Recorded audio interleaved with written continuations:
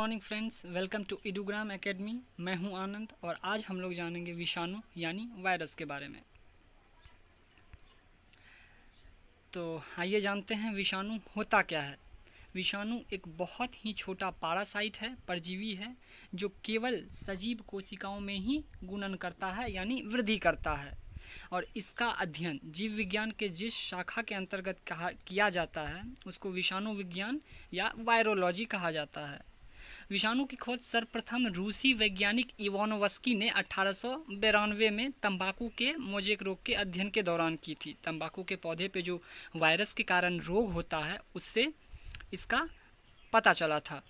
विषाणु नाम जो सर्वप्रथम दिया गया था वो बेंजेरिक के द्वारा दिया गया था और सर्वप्रथम डब्ल्यू स्टेनले ने विषाणु को क्रिस्टल यानी रवा के रूप में प्राप्त किया था और इसके लिए उन्हें नोबेल पुरस्कार से भी सम्मानित किया गया था। विषाणु के क्षेत्र में जो खोजें हुई है वो इस प्रकार है।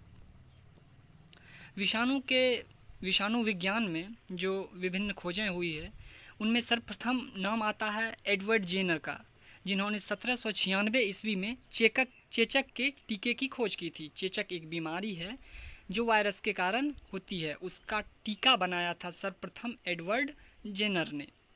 उसके बाद 1892 ईस्वी में डीजे इवानोव्स्की ने विषाणु यानी वायरस की खोज की थी। उसके बाद 1886 ईस्वी में ए मेयर ने तंबाकू के मोज़ेक रोग की खोज की थी।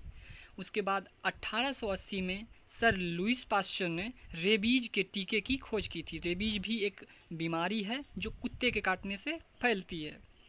उसके बाद लॉफलर तथा फ्रॉस्ट ने 1898 ईस्वी में पहला रोगजनक विषाणु, जिसको खुरपका और मुंहपका विषाणु नाम दिया गया था, उसकी खोज की थी। उसके बाद ए आइजैक ने 1997 ईस्वी में इंटरफेरॉन की खोज की थी।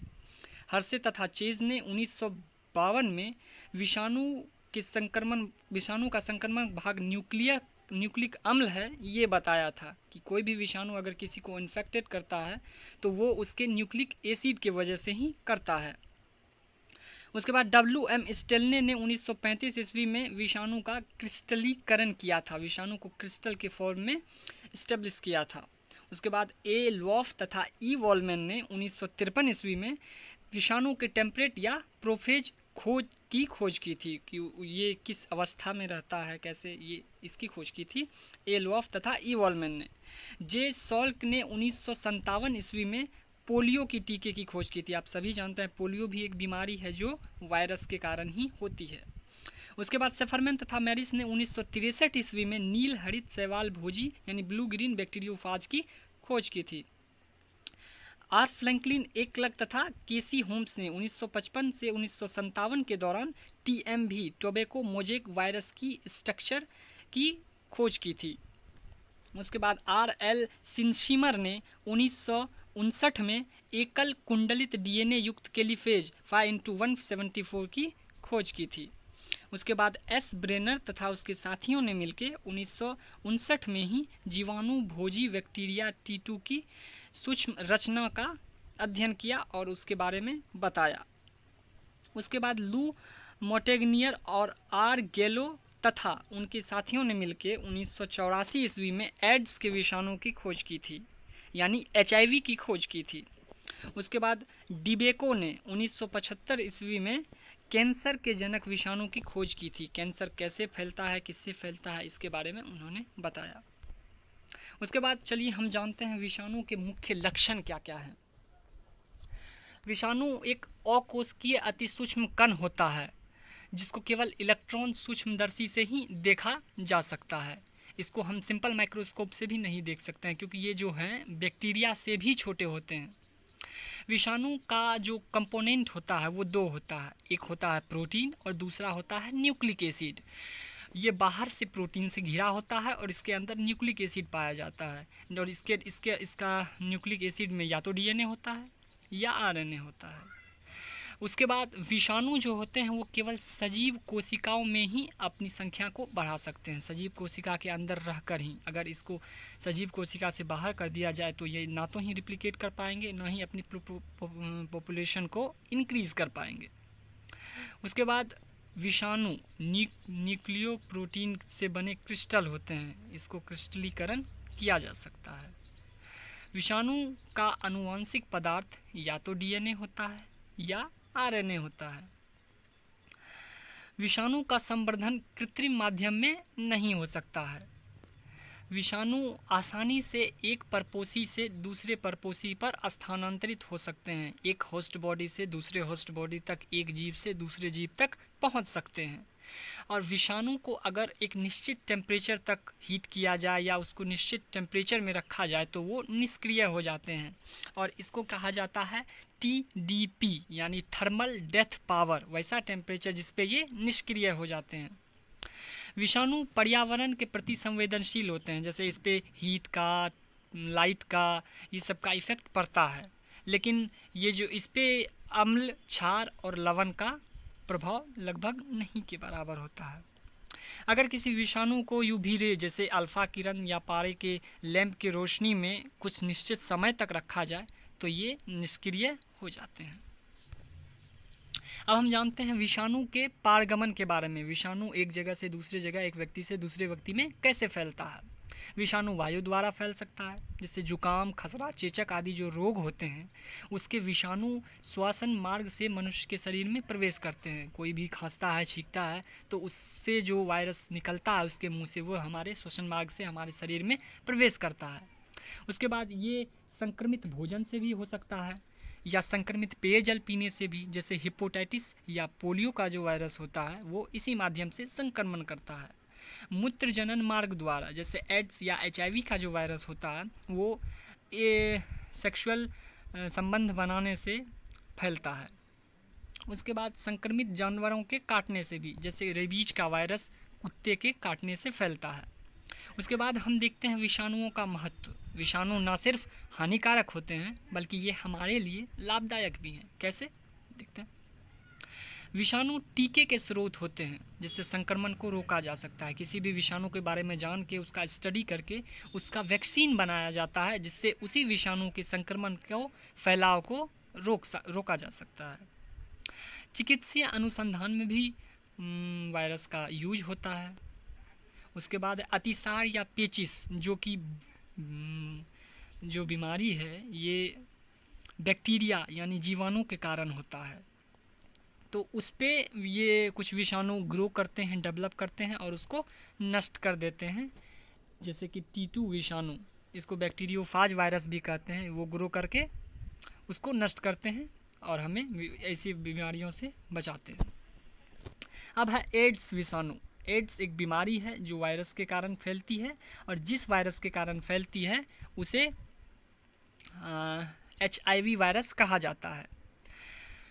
HIV का full form human immunodeficiency virus होता है और एड्स का full form acquired immunodeficiency syndrome होता है। एड्स एक RNA वायरस के कारण फैलता है, मतलब एड्स विषाणु में एक कुंडलित RNA होता है। इसका न्यूक्लिक एसिड RNA है जो प्रोटीन के आवरण से घिरा होता है। इसके चारों तरफ भी, इसके HIV वायरस के चारों तरफ भी प्रोटीन का एक लेयर, मजबूत लेयर होता है।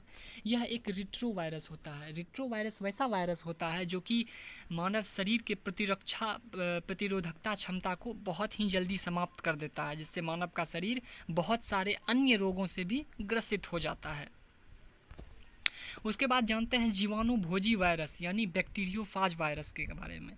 बैक्टीरियोफाज वायरस एक ऐसा वायरस है जो बैक्टीरिया पे यानी जीवाणु पे ग्रो करता है, वृद्धि करता है और उसको नष्ट कर देता है। तो ये वायरस हमारे लिए लाभदायक भी होता है।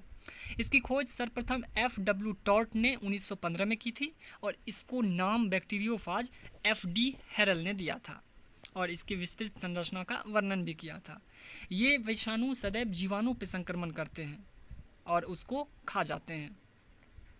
इसका स्ट्रक्चर जो होता है वो 3 भाग में बटा होता है। सबसे ऊपरी भाग हेड कहलाता है, बीच वाला भाग टेल कहलाता है और नीचे एक बेसल प्लेट होता है जिससे 6 पुच्छक तंतु निकले रहते हैं जो कि जीवाणु की सतह से चिपकने में इसकी सहायता करते हैं।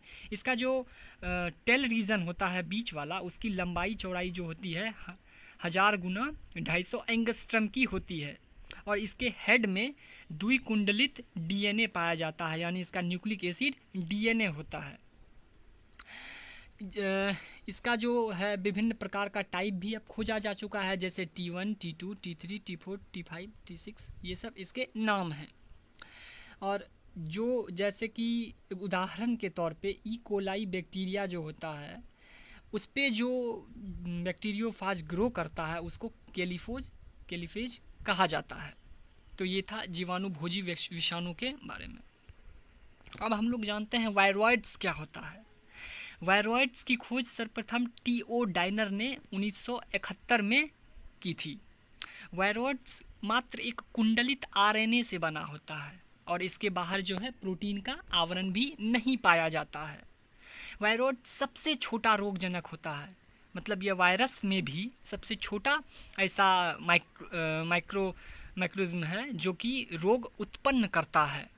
और डाइनर और रेमर ने सर्वप्रथम ये बताया था कि पोटैटो स्पिंडल ट्यूबर रोग जो कि पोटैटो में होता है, आलू में होता है, वो इसी वायरॉइड के कारण या स्वतंत्र RNA से उत्पन्न होता है और उन्होंने ही इसको वायरॉइड्स कहा था। उसके बाद आता है प्रियोन्स। प्रियोन्स क्या होते हैं? प्रियोन्स प्रोटीन के छोटे छोटे कण होते हैं या प्रोटीन के कण से मिलके बने होते हैं जो रोग उत्पन्न करते हैं। ये वेक्टर का काम करते हैं।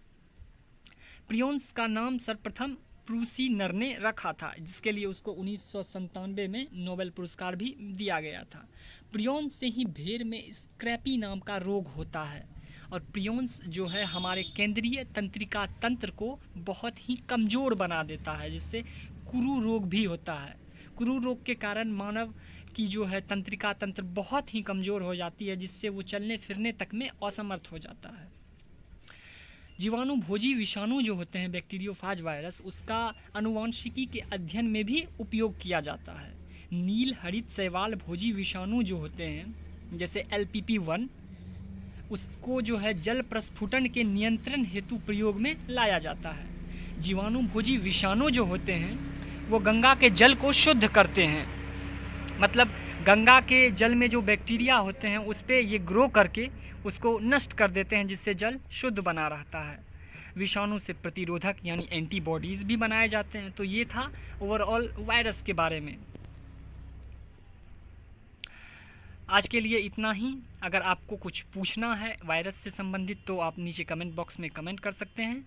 इस वीडियो को लाइक कीजिए, सब्सक्राइब कीजिए हमारे चैनल एडुग्राम एकेडमी को और वीडियो को ज़्यादा से ज़्यादा शेयर कीजिए। हमारे सारे कोर्सेज PDF हमारे एंड्रॉयड ऐप पे अवेलेबल हैं, जिसको आप प्ले स्टोर से डाउनलोड कर सकते हैं, जिसका नीचे वीडियो में लिंक दिया